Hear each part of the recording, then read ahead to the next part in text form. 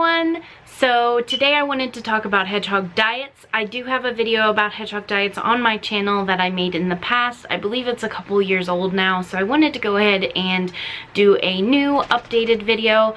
In this video I am going to be talking about some of the nutritional guidelines you need to meet for your hedgehog, as well as what I feed my hedgehogs personally. I am not going to be suggesting what the best food is or this, that, and the other. I will leave a link in the description to a list of a bunch of recommended foods, but realistically what you feed your hedgehog is up to you, and as long as it's within the nutritional standard for hedgehogs, you will be good to go. So let's start off with what hedgehogs require. Hedgehogs require a specific protein and fat content in their foods. Now, the foods you should be feeding are cat foods. They have loads of different kinds of hedgehog foods on the market right now, and none of them are up to par with what a hedgehog requires. Some even have things like wood-based shavings in them to give the kibble stability, but hedgehogs should not be eating wood-based shavings.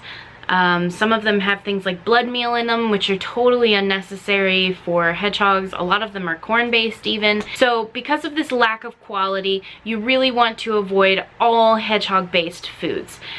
That's the unfortunate reality of owning hedgehogs. They do not have a food that is geared to them that is actually healthy. A lot of the hedgehog foods are comparable to, say, us eating McDonald's for the rest of our lives.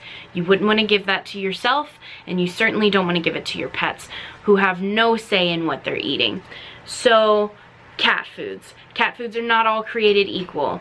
No matter what you pick in the cat food spectrum, it has to meet their nutritional guidelines, which I will go over in a second, and the ingredients have to be good. Now, not all cat foods are created equal. Some of them are made out of corn. Some of them have such low quality, I'm surprised they're even on the market. Now, most dry cat foods aren't even suitable for cats, but they are very suitable for hedgehogs. Some things to look out for. Hedgehogs are omnivores, so grain-free foods aren't typically the best for them unless you're including them in a mix. So you want something that does actually include grains. Because they're omnivores, they can absorb nutrients from the grains. However, they have to be healthy grains, so no corn, nothing that's going to be a bunch of byproducts, nothing like that. You want high quality foods for your hedgehog. Unfortunately, these foods tend to be more expensive, but hedgehogs only eat about 1 to 2 tablespoons a night, so a very expensive bag of food can last you a very, very long time. I tend to only buy hedgehog food maybe twice a year. So, as for their nutritional guidelines, which are one of the most important things you have to look out for when buying a cat food for your hedgehog, their protein content needs to stay below 35%, preferably between 28 and 33%. 30 to 33 is sort of your golden range. That's where you'll find some of the best foods lie. The closer to 35 and beyond 35 you get, the more organ damage you're going to be giving your hedgehog.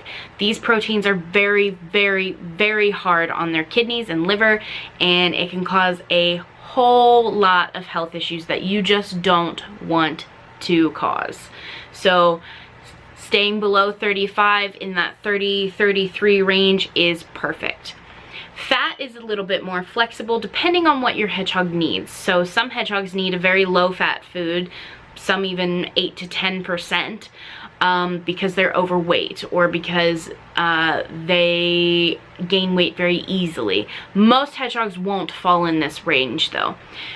The most common range for your average hedgehog is about 10 to 13%. This range gives you a little bit of a comfortable flex zone to where you can feed a 10%, which is good for hedgehogs that need to maintain a certain amount of weight.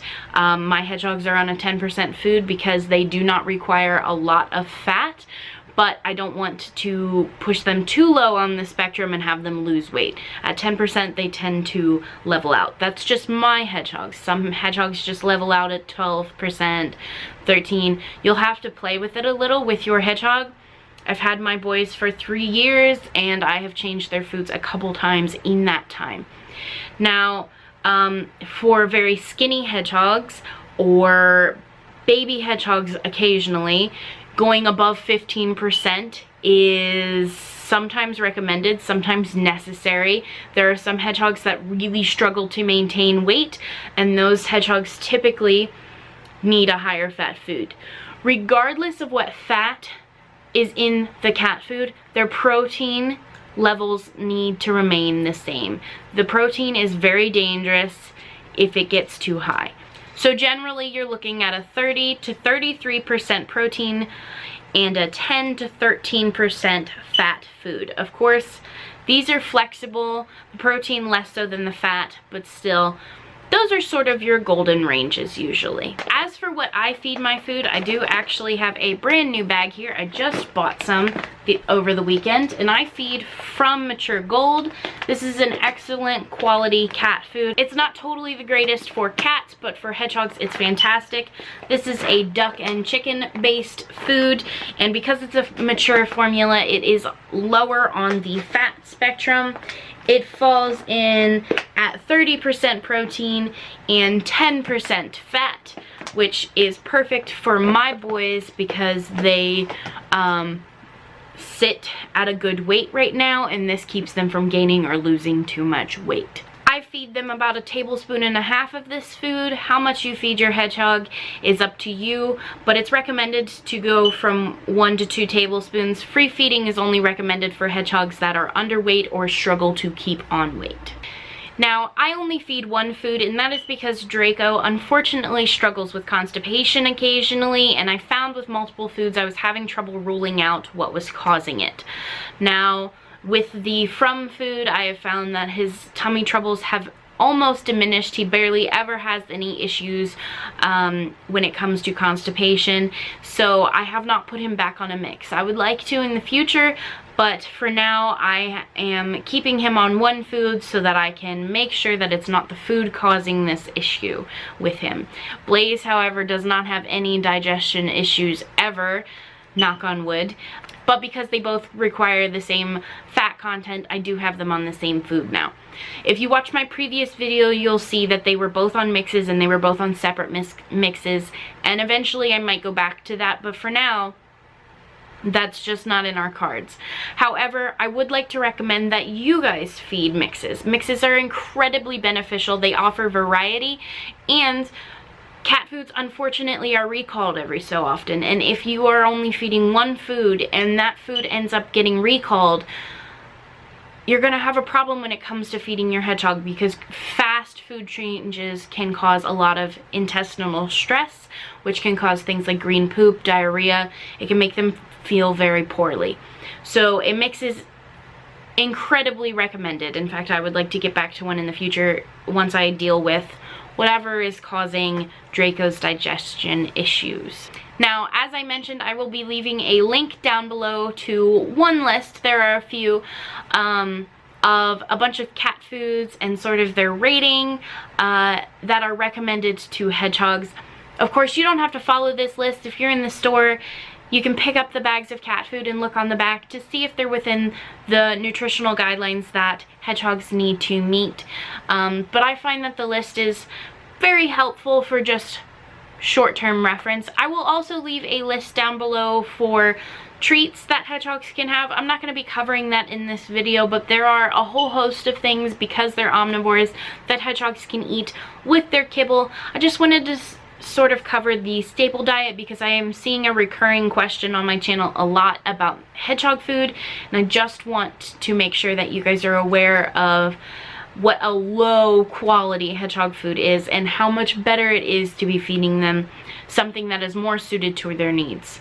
So thank you guys so much for watching. I hope this was helpful. Sorry if it's a little quick, but I wanted to be more straightforward in this video than I was in my last video. If you guys need any help, I will leave everything that I said and all the numbers down in the description so you can screenshot it and save it on your phones or save it on your computers, whichever helps you the most, and that way you'll have some sort of reference, as well as those two lists that I already mentioned. So thank you guys so much for watching, and I will see you all in our next video, hopefully.